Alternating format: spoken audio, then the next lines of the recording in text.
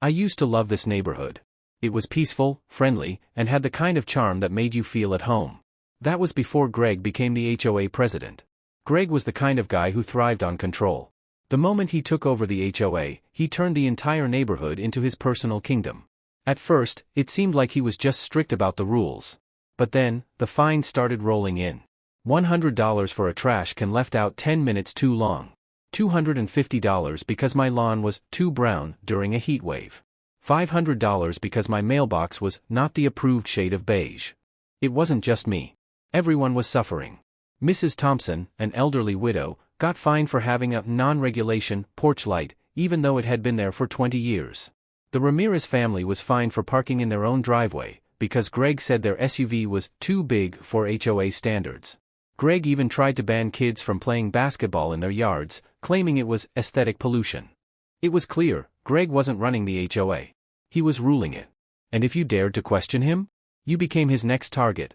I found that out the hard way when I challenged a ridiculous fine for leaving my Christmas lights up too long. The next week, I started receiving random violation notices. Fence is too high. It wasn't. Garage door needs repainting. It was brand new. Grass is overgrown. I had cut it the day before. I wasn't alone. Anyone who spoke up against Greg got hit with endless fines and HOA violations. People grumbled in frustration but felt powerless to stop him. Greg rigged every HOA meeting, ignored complaints, and changed rules whenever he wanted. He increased HOA fees and never explained where the money went. He handpicked his HOA board members so no one could oppose him. Greg acted untouchable. Until one day, he pushed too far. The incident that turned the entire neighborhood against him was when he tried to evict a veteran. Mr. Lawson, a retired military veteran, had lived in the neighborhood for 30 years. He kept to himself, paid his dues, and never caused trouble. One day, Greg decided his house color wasn't HOA approved, despite the fact that it had been the same color for decades.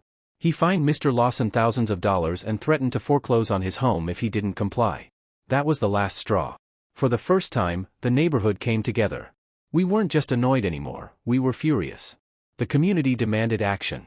Greg had to go. And that's when we started planning his downfall. Greg had been running the HOA like a dictator for years, but trying to evict Mr. Lawson was the final straw. Mr. Lawson was a Vietnam War veteran, a quiet man who had lived in the neighborhood longer than most of us. He never bothered anyone, kept his house in good shape, and was always friendly. But according to Greg, his home's beige paint was non-compliant with new HOA regulations. The fine? $7,500. And if he didn't pay? Greg threatened to foreclose on his home. That's when everything changed. The neighborhood unites. Before this, most people were afraid to speak up. Greg intimidated homeowners with threats of more fines and legal action. But this time, he messed with the wrong person. The news about Mr. Lawson spread like wildfire. One morning, I woke up to find a flyer on my doorstep. It had a bold headline. Enough is enough. It's time to take back our neighborhood. The flyer listed every unfair rule Greg had imposed, every homeowner he had fined, and even how he misused HOA funds. I wasn't the only one who got it. Every single house in the neighborhood had a copy. Later that day, my neighbor Sarah knocked on my door. "We're holding a meeting," she said, her voice firm. A real one. Without Greg. The secret meeting. That night, more than 50 homeowners gathered in Sarah's backyard. People were angry. I could see it in their faces. Greg has been abusing his power for years. Where is all the HOA money going? This isn't a neighborhood anymore. It's a prison. We need to remove him. Then, Mr. Lawson stood up. His voice was calm but powerful. "I fought for this country so people could live free. Not so some HOA bully could decide if I get to keep my home." A silence fell over the crowd. And then, a voice from the back. "We have to vote him out." Can we even do that? Greg had always acted like he was untouchable. But when we looked through the HOA bylaws, we realized something. We had the power to remove him. According to the HOA rules, if we got 60% of the homeowners to sign a recall petition, we could force a new election. That was our plan. Greg fights back. The next morning, we started going door to door, explaining to everyone why Greg had to go. Most people signed immediately. But then, Greg found out. And he lost his mind. Within hours, everyone involved in the petition started getting HOA violations. My neighbor Tom got a $300 fine for having weeds in his yard, even though his lawn was perfect. Sarah got a violation for parking too close to the curb, even though she was inside the lines. I got a warning that my front door was the wrong shade of blue. It had been the same color for 5 years. Greg wasn't just scared, he was desperate. But it was too late. In just 3 days, we got more than 70% of the homeowners to sign. Greg couldn't stop us anymore. We officially submitted the recall petition. The HOA election was happening. And Greg's days as president were numbered. Greg wasn't the type to go down without a fight. The moment he found out that we had submitted the HOA recall petition, he went into full panic mode. At the next official HOA meeting, he tried to dismiss the petition, claiming it was invalid. These signatures don't count. Some people sign twice. Others aren't active members. But we had triple-checked everything. The signatures were legal, and we had even consulted a lawyer to make sure Greg couldn't pull any tricks. The recall election was officially set for the following month. That's when Greg decided to play dirty. Greg's desperate power grab. With only 4 weeks until the election, Greg went full dictator mode. He raised HOA dues by 20%, claiming unexpected expenses. He started harassing homeowners, sending violation notices for the smallest things. He fired the HOA landscapers and let the neighborhood common areas rot, blaming it on budget cuts. He sent out a newsletter calling us a mob trying to ruin the community. But his worst move was when he tried to rig the election itself. A week before voting day, we discovered that Greg had secretly changed the HOA bylaws, making it so that only homeowners in good standing could vote. And guess who wasn't in good standing? Every single person who had signed the recall petition. That's right, Greg had issued fake HOA violations to nearly 80 homeowners, claiming they were delinquent and therefore not allowed to vote. Catching Greg in his own game. Greg thought he was smart. But we had someone smarter. Sarah, my neighbor who had been leading the fight against Greg, had been recording every violation, every email, and every illegal rule change. We took everything straight to the county HOA oversight board, and guess what? Greg's rule change was illegal. The county stepped in, overruled his decision, and forced him to allow every homeowner to vote. That's when Greg really lost it. He started showing up at people's houses, begging them to vote for him. At one point, he even offered to waive violations if people promised to support him. But nobody trusted him anymore. The neighborhood had turned against him. Voting day, Greg's meltdown. The night of the vote, over 100 homeowners gathered in the HOA clubhouse. You could feel the tension in the air. Greg sat in the front row, arms crossed, sweating bullets. His loyal board members looked just as nervous. The ballots were cast. The votes were counted. And then, Greg lost. By a landslide. 86% of homeowners voted to remove him. The moment the results were announced, Greg snapped. He jumped out of his chair, pointing at everyone. You ungrateful idiots. I built this neighborhood. You need me. People booed. Some even laughed. Then, he turned to me and Sarah, his face red with rage. This is your fault. You'll regret this. With that, he stormed out of the room, slamming the door behind him. Greg was officially out. But the nightmare wasn't over yet. Because now, he wanted revenge. When Greg stormed out of the clubhouse that night, I thought that was the end of it. He had lost.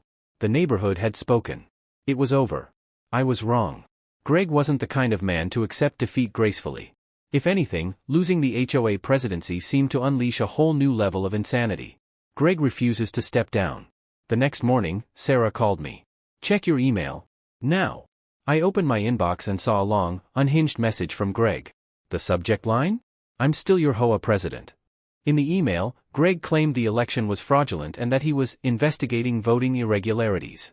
He accused us of conspiring to undermine the integrity of the HOA and declared that until a proper review was conducted, he would remain president.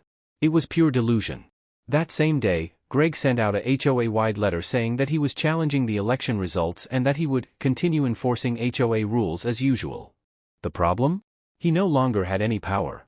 Greg's reign of terror, without power. Even though Greg had been voted out, he refused to let go. Within 24 hours, he started wreaking havoc in the neighborhood. He went door to door, demanding people recant their votes and claiming that the new leadership was corrupt. He sent out fake HOA violation notices, even though he had no authority anymore. He threatened to take legal action against anyone who didn't recognize him as the president.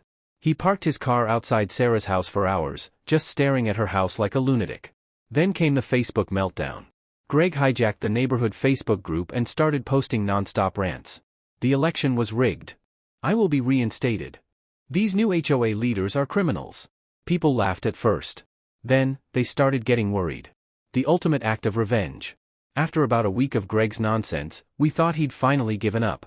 Until one morning, I walked outside and saw something insane. Greg had put up new HOA rule signs everywhere. On street corners, in front of people's homes, even on the community playground.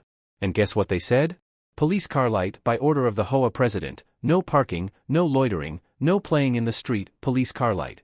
Greg had literally printed out fake official signs trying to pretend he was still in power. And if that wasn't enough? He started putting boots on people's cars, including mine. Yes. Greg actually went to people's driveways and put parking boots on their cars. That's when we realized, this wasn't just a tantrum. Greg was out of control. Calling the cops on Greg. That same day, Sarah and I went straight to the police. We showed them Greg's emails falsely claiming he was still president. The fake violation notices he sent out. The footage of him putting illegal parking boots on people's cars.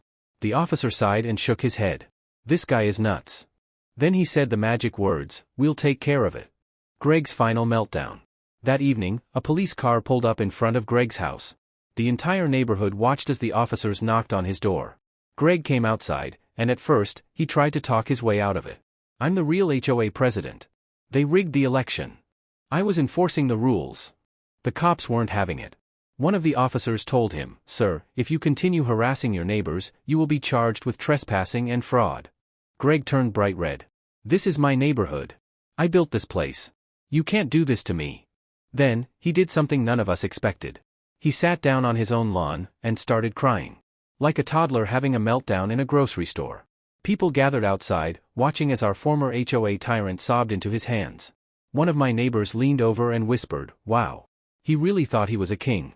Greg wasn't arrested, but he was officially warned. And for a while, things finally seemed calm. But Greg? He wasn't done yet. Because his final act of revenge was still coming. For the next few weeks, things seemed almost normal in the neighborhood. Greg had finally stopped sending fake HOA fines. He wasn't blocking driveways or stalking people's houses anymore. His meltdowns in the Facebook group had slowed down. It looked like he had finally accepted defeat. But we should have known better. Greg wasn't the type to just walk away. He had spent years ruling the neighborhood like his personal kingdom, and he wasn't about to let it go without one final act of revenge. Strange things start happening. It started with small things. Sarah's trash cans mysteriously disappeared. Tom, the guy who lived 2 houses down from me, suddenly had dog poop thrown all over his front lawn. The new HOA president, Mrs. Carter, received anonymous complaints to the city about her house being unsafe, even though it was perfectly fine. Nobody could prove it was Greg. But we all knew. Then, things got worse. The spray paint incident. One morning, I walked outside and saw something that made my jaw drop.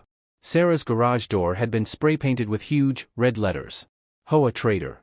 It was shocking. Sarah had been the one leading the charge to get Greg removed, and now someone was clearly trying to send a message. The neighborhood freaked out. People started installing security cameras. Families stopped letting their kids play outside alone. Some homeowners even started carrying pepper spray. Greg was never caught on camera. But whenever something happened, people always saw his car nearby. Greg's master plan. A few days later, Sarah got an anonymous letter in her mailbox. The letter said, the new HOA board was corrupt. Greg was going to expose them. A big surprise was coming soon. Sarah immediately brought it to me. "What do you think he's planning?" she asked. I had no idea. But we were about to find out. Greg's anonymous email blast. The next morning, every homeowner in the neighborhood received a massive email from an anonymous sender. But it was obviously Greg.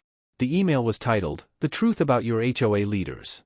Inside, Greg had written a crazy conspiracy theory about how Sarah, Mrs. Carter, and the rest of the new board had rigged the election, stolen HOA funds, and were secretly working with the city to raise property taxes. He even doctored fake financial documents to try and prove that the new HOA board was corrupt. It was a disaster. Some homeowners, especially the older ones who didn't really know what was going on, actually believed it. Others were furious that Greg was still trying to manipulate everyone.